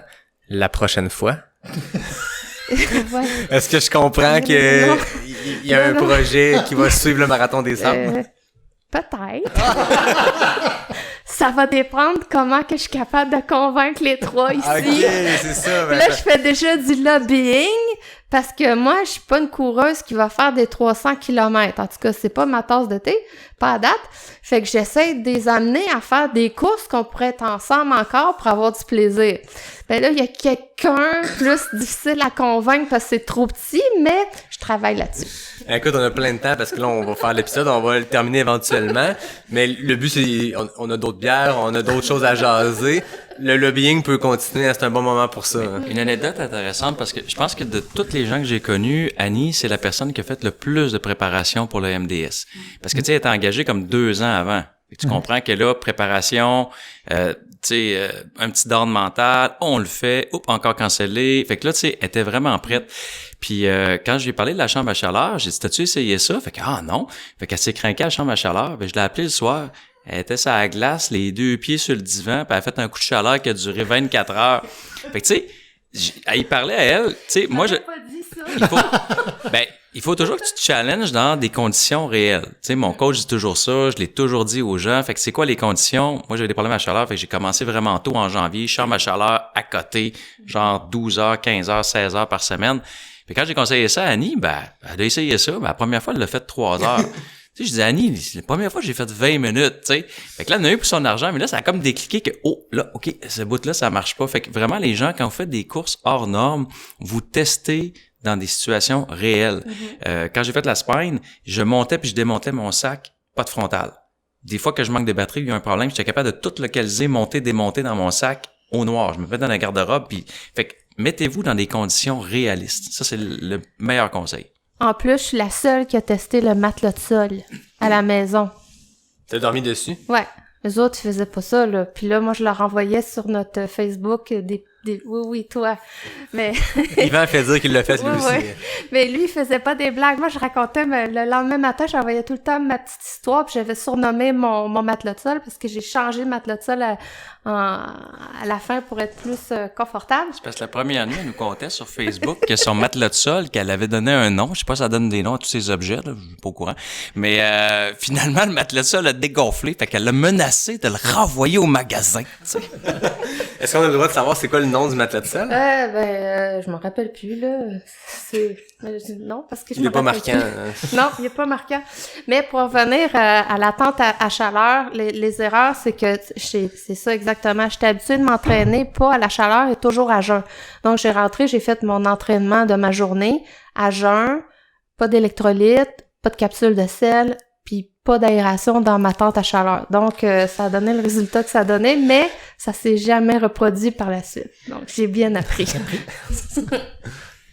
Moi, je dirais pour renchérir sur ce qu'Yvan dit, puis quand tu prépares une course, de se mettre dans la situation qui ressemble. Moi, ce que je ferais différemment, c'est le sac.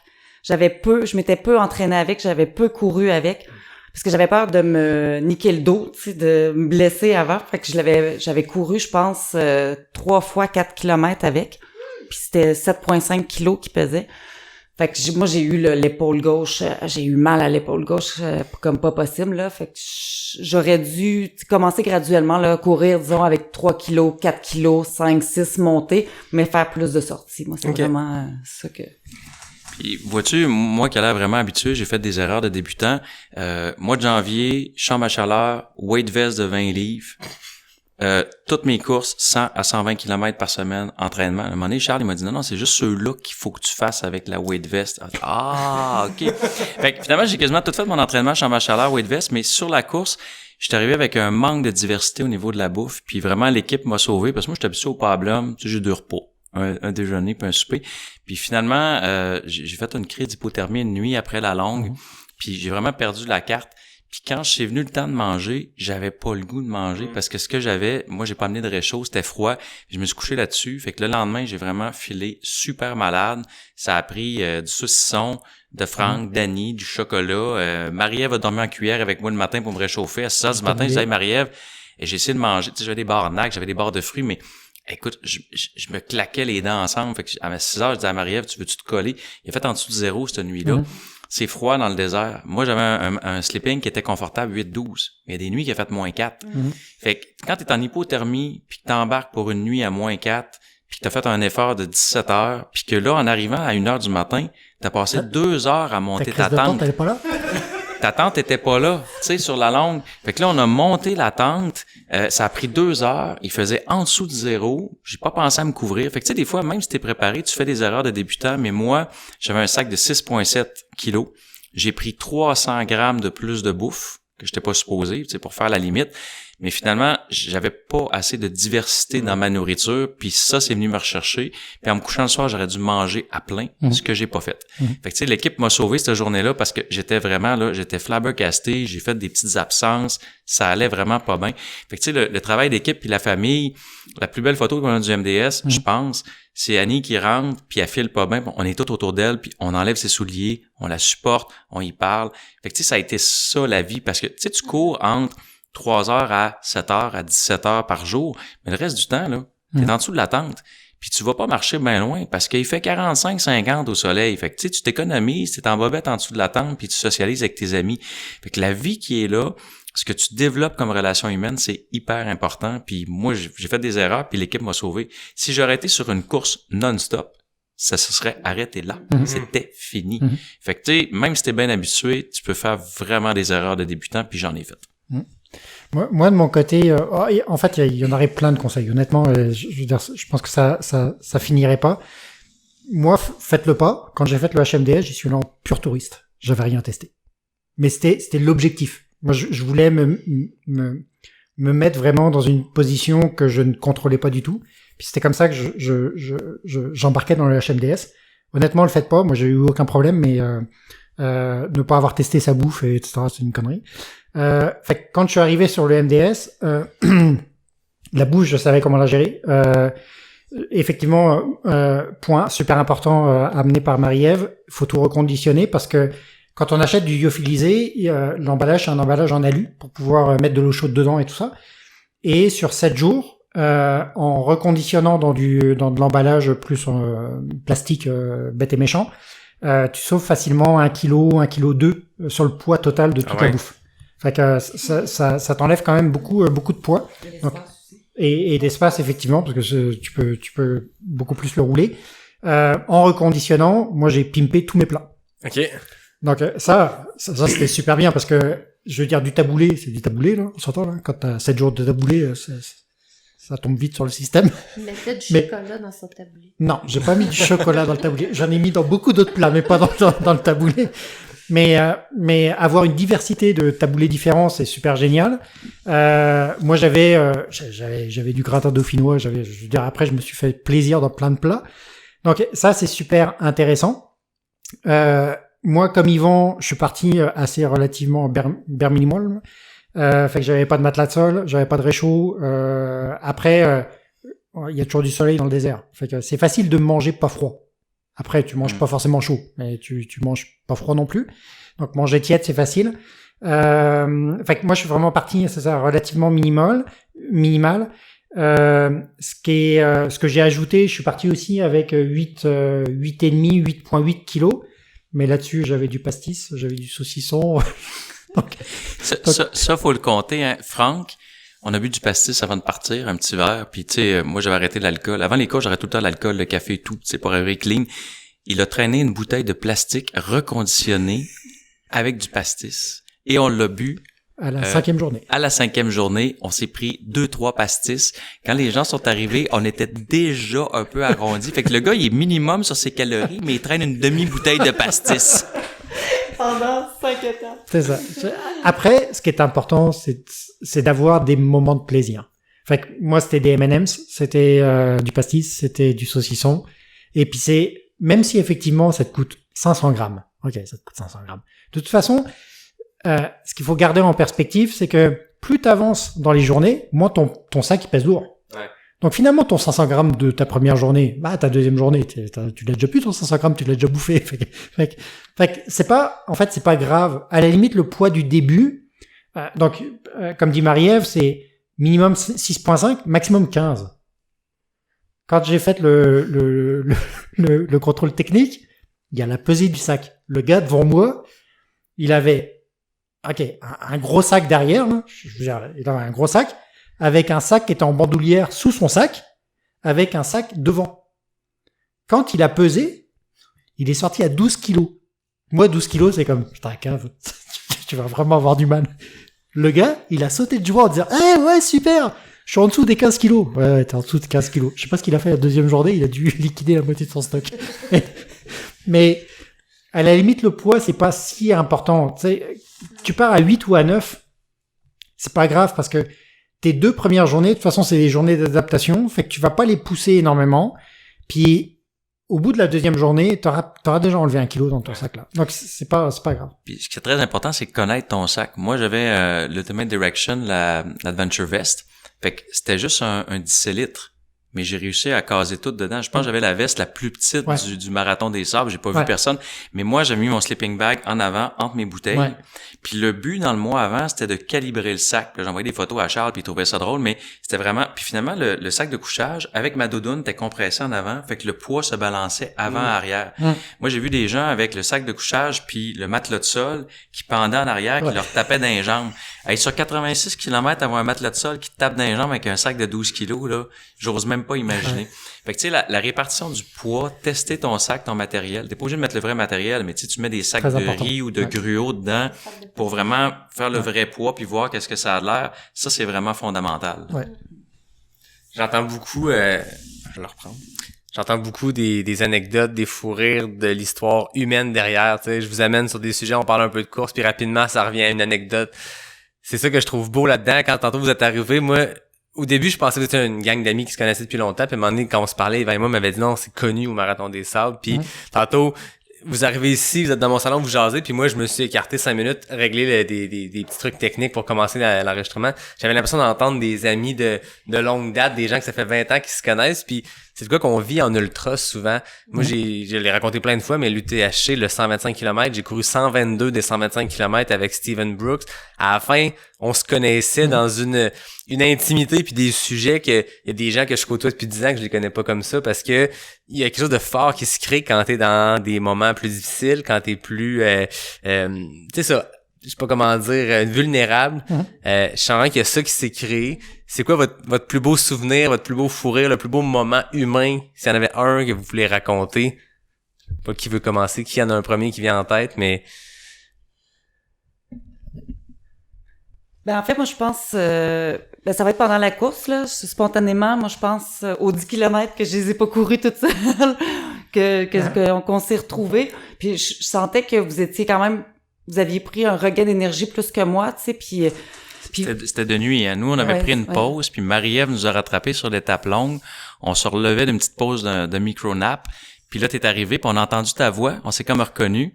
Oui, c'est ça.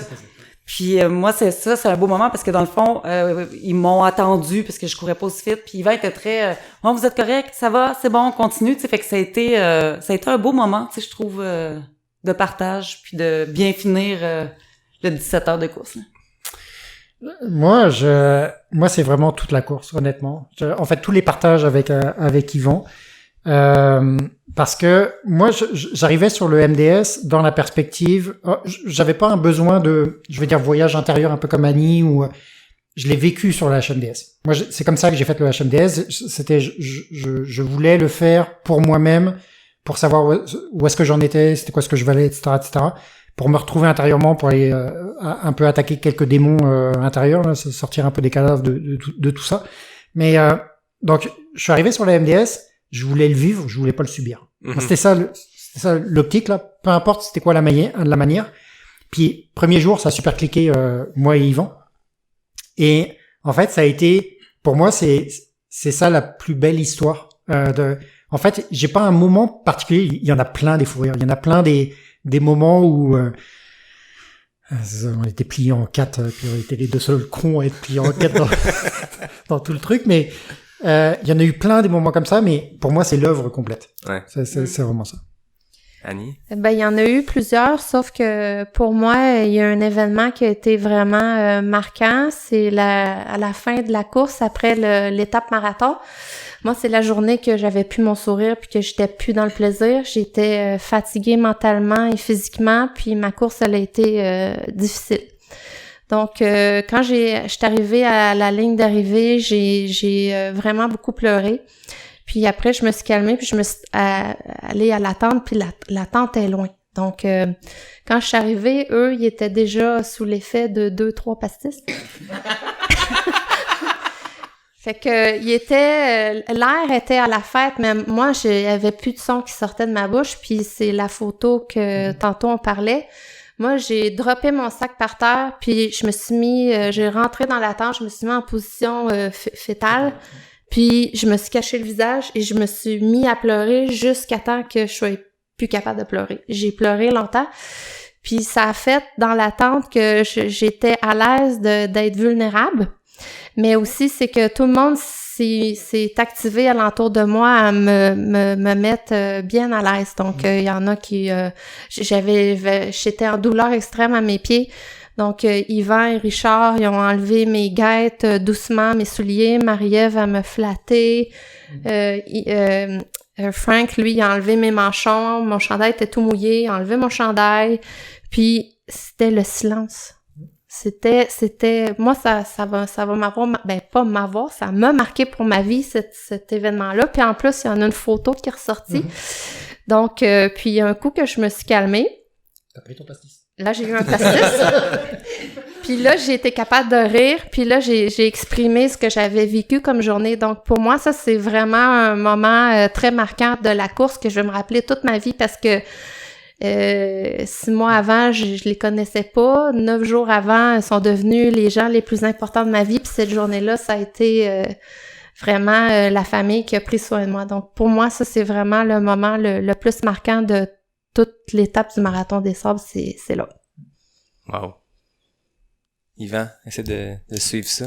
Ben, moi, c'est un peu pareil, là, quand j'ai mal filé, là, les gens étaient là, tu sais, je me suis fait donner du saucisson, le taboulé de Marie-Ève, Franck m'a fait un petit repas, le dessert d'Annie, tu sais, les gens, ils se sont privés de ce qu'ils mangeaient pour me donner à manger pour que je remonte la pente.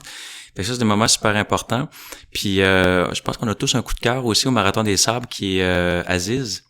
Yachouf, Aziz, il est arrivé 3e. Il y a un bout de temps qui était premier. Durant, je pense, la 2e, 3e journée, il était premier. On l'a rencontré le dernier soir, avant qu'on soit en autonomie, que l'organisation offrait le repas, le soir avant de partir. Il était tout seul. Fait qu'on est rentré, on s'est mis à jaser avec, en dessous de la tente, de la grande tente commune. Puis il s'est présenté, puis c'est pas toi qui est arrivé 3e, qui a été déclassé pour qu'il manquait un couteau. Il dit, ouais, Aziz. Puis lui, c'est un nomade. Tu sais, je veux dire, il a toujours vécu dans le désert. Il a pratiquement pas été à l'école. Il a appris son français et son anglais avec des gens qui venaient faire du dromadaire. Il boit du lait de dromadaire. Il est venu nous montrer son sac. C'est des herbes qu'il a ramassées un peu partout dans le désert. Écoute, nous autres, on est high-tech, là. Oublie ça, des petits sacs de plastique qui faisaient un tour, puis ça doudoune dans le fond pour faire son fond de sac. Un gars d'une humilité, puis là, on l'encourageait. En vrai, tu vas gagner. Il disait toujours, Inch'Allah. À la grâce de Dieu, si Dieu le veut. Puis le premier soir, je lui ai dit, ben écoute, si t'as un problème, tu peux venir me voir, je suis thérapeute du sport, puis tout ça. Puis il est venu se faire, à part la longue, il est venu se faire traiter à tous les soirs. On l'a allongé sur la tente. Il voulait juste rentrer sous la tente pour se faire traiter. Sinon, il allait s'allonger dans le sable ou s'asseoir dans le sable à l'extérieur. Il échangeait avec nous autres dans le français qu'il y avait, qui était super correct. Puis je me rappelle à un moment donné, c'était un moment de grâce. Mila a demandé ouais, mais de quel côté souffle le vent, parce qu'elle voulait allumer son brûleur. Fait que moi, je viens pour regarder. Franck se lève. Aziz était assis dans le sable. Il a pris une poignée de sable puis il a juste tiré en l'air. Un geste d'une simplicité incroyable, mais le vent a apporté, il dit, par là. Tu sais. Puis, il s'est foulé la cheville sur l'étape longue, fait qu'il y avait vraiment une entorse de la mort. Puis quand il est venu puis il m'a montré ça, je dis, ouais, là, c'est pas de la thérapie manuelle comme ton claquage, ça. J'ai dit, c'est des aiguilles. Mais tu t'aurais dû y voir les yeux quand j'ai sorti les aiguilles d'acupuncture du sac. Et il m'a comme regardé en voulant dire, c'est quoi ça? Et il a pas bronché, là. Puis là, j'y ai stimulé, là, à côté. Le lendemain, il est venu me voir, il dit, plus de douleur, plus d'enflure, tout est parti. Mais tu sais, c'est devenu un ami pour la vie. Là, on jase plusieurs fois par semaine, on s'écrit, il m'envoie des photos. Mais un gars est arrivé 3e d'une humilité là incroyable, puis d'une simplicité. Rachid aussi, El Morabiti, là, il est venu nous voir à la fin, on a fait des photos. Ces gens-là ramassent des branches en périphérie du campement pour faire leur feu. Tu sais, ils se font un trou dans le sol, ils mettent des petites branches, puis ils mettent leur petite cope dessus, puis ils font leur bouffe là-dessus. Tu sais, c'est des gens d'une simplicité et d'une authenticité, c'est incroyable. Tu sais, t'as l'impression d'y voir leur âme, c'est comme le désert ouvert. Tu sais. Fait que ça m'a énormément touché le contact de la simplicité puis de la chaleur de ces gens-là. Ouais. C'est beau de voir que c'est toutes des histoires de rencontres. C'est autant des rencontres entre Québécois qui se préparaient, qui échangeaient depuis quelques mois via Facebook, puis des rencontres de gens comme ça qui inspirent, qui deviennent des amis pour la vie. Mais je trouve ça beau. On dirait que le Marathon des Sables, tu sais, vous en parliez tantôt, qu'est-ce qui vous a attiré vers ce Marathon des Sables-là, qui est l'aspect un peu mystique, les grands espaces, les points de vue. Puis vous revenez, puis on a à peine parlé de ça. Vous en avez parlé rapidement dans qu'est-ce qui vous a attiré. Mais après ça, c'est les rencontres humaines, c'est ça qui semble avoir primé sur tout le reste. Puis Yvan qui a rencontré beaucoup de photographes. Non, mais ça peut pas être parfait. On va changer le mot, là. Je trouve qu'on est dans un mot qui est super beau. C'est une belle conclusion, mais je finis jamais ça sur des conclusions. Vous êtes des habitués, hein? Question éclair nac. Et là, je suis du côté de la table avec un genre d'invité / co-animateur. C'était pas par manque de temps de préparation, mais j'ai dit là, Yvan, t'as fait les questions éclairs NAC en tant qu'invité, d'abord, la première fois. T'as fait des questions éclairs, la version que je fais quand j'ai 2 invités, que ce soit un couple ou 2 amis, qui est de savoir est-ce qu'ils se connaissent bien. T'as fait les questions éclairs NAC une 2e fois quand on a fait la journée Everest et t'as battu le record de tous les temps. 10 secondes pour 10 questions dans l'escalier du Cap Blanc à notre 8e montée. Là, je me suis dit, ce serait pas fair de faire refaire les questions. Là, le monde va commencer à trouver que comme si tu pas sorti du Yvan l'heureux. Là, fait que j'ai dit, Yvan, t'es le maître incontesté des questions éclairs NAC. C'est toi qui vas les composer, c'est toi qui vas les poser à nos amis. Là, par contre, je sais pas comment faire ça parce que là, vous allez entendre les questions des autres. Il y a 2 options. Soit on vous envoie dehors en punition, ou soit la personne qui passe en 3e aura un petit avantage. Fait-tu froid dehors? Ah, voilà, il y a Annie qui fait signe dehors. Annie qui nous jette. Ah oui, voilà, vous saurez que... J'espère qu'il fait pas trop froid. Faut aller profiter, j'ai un spa derrière, fait que si vous voulez aller... Vas-y,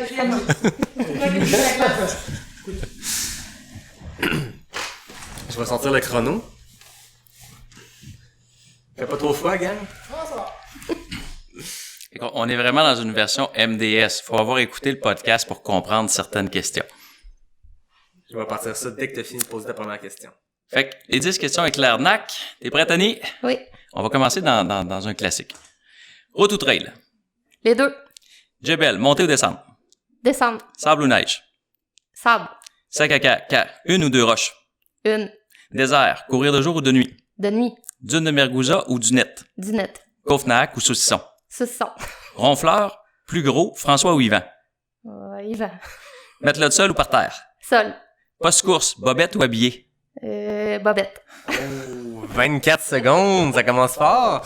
Annie, tu peux aller remplacer... C'est Yvan qui pose pas ces questions, c'est vite. Oui. On va se les noter pour être sûr.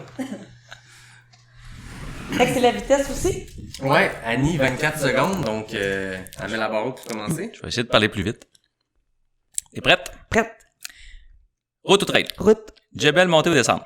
Montée. Sable ou neige? Sable. Sac à caca, 1 ou plusieurs? Roche. 1. Désert, courir de jour, courir de nuit? Jour. Dune de mergouza ou dunette? Mergouza. Gaufnac ou saucisson? Saucisson. Pierre Ronfleur, François ou Yvan? François. Matelas de sol ou par terre? Matelas de sol. Post-course, bobette ou habillé? Bobette. Oh, 22 secondes! On va trancher 2 secondes. Enfin, vous pouvez tous rentrer parce qu'il reste juste Franck et les 2 autres filles, vous avez déjà entendu les questions. OK. Annie a eu 24 secondes. Marie-Ève est à 22 secondes. Puis moi, je suis froid, fait que... je pars avec un handicap.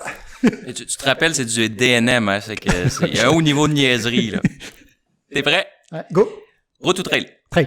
Djebel, montée ou descente? Descente de dune. Sable ou neige? Sable. Sac à caca, 1 ou plusieurs roches? 2.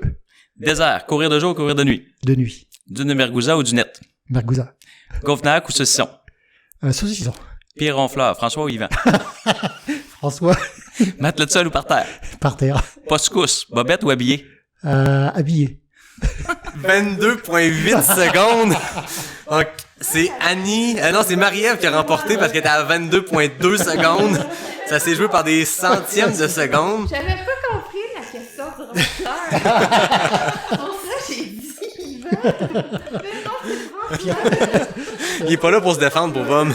François, j'étais 3 personnes plus loin avec des bouchons, puis je l'ai entendu. François, le sol, il vibrait. François, il y a des gens qui ont changé de temps. C'est vrai. Et on dira pas qui. Ben Maria, félicitations. C'est notre gagnante du jour en 22 secondes. Bon, c'est sûr qu'Yvan, il a déjà fait un 10 secondes, mais peut-être que mes questions étaient plus courtes à l'époque. C'était super de vous jaser. J'aurais aimé ça que Alex se joigne à nous. Ça aurait été ma petite surprise, mais finalement, décalage horaire et tout. Quand je l'ai rencontré pré-course, on s'était dit, on va se faire un épisode post-course. Ça va venir. Est-ce que ça sera avant l'été? Est-ce que ça sera plus tard dans l'été quand elle aura fait d'autres courses? Peut-être que je vais la recevoir à ce moment-là. C'est certain, on s'est parlé, elle et moi, on va refaire un podcast ensemble. On va pouvoir parler du Marathon des Sables. Mais je tiens quand même à mentionner sa performance. 24e femme avec un chrono de 37,59. Donc, on salue Alex qui a amorcé cette série d'épisodes Marathon des Sables. Elle a fait l'intro, vous avez fait la suite. Merci beaucoup à vous de vous être déplacés jusqu'à Québec pour venir jaser de cette course-là. C'était extrêmement intéressant. Moi, je ressors de là en me disant, le Marathon des Sables comme profil de course, comme type de course, c'était pas dans un bucket list, mais là, à voir ce qui s'est créé, ce qui s'est cimenté entre humains, on dirait que, je sais pas, j'y pense. T'as une graine, toi aussi? Ah, c'est ça, exact.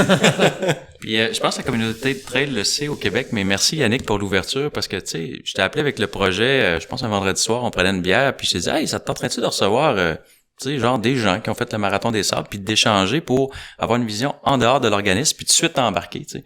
Fait que c'est vraiment cool de faire la promotion, pas juste d'élitisme, mais d'un peu tout ce qui se passe au niveau du trail puis de la course. Puis ce qui en ressort, c'est vraiment le côté humain puis l'entraide à chaque fois, là. Fait que merci à toi. Merci. Merci, c'est super gentil. Merci. À tout le monde, je vous dis, faut que je remercie David Hébert, vous le savez, les habitués. Merci à David Hébert qui signe le design graphique. C'est lui qui a fait il y a récemment tous les designs graphiques pour les spéciales enfants, donc on a eu du fun avec ça. Merci David, un ancien collègue devenu un ami.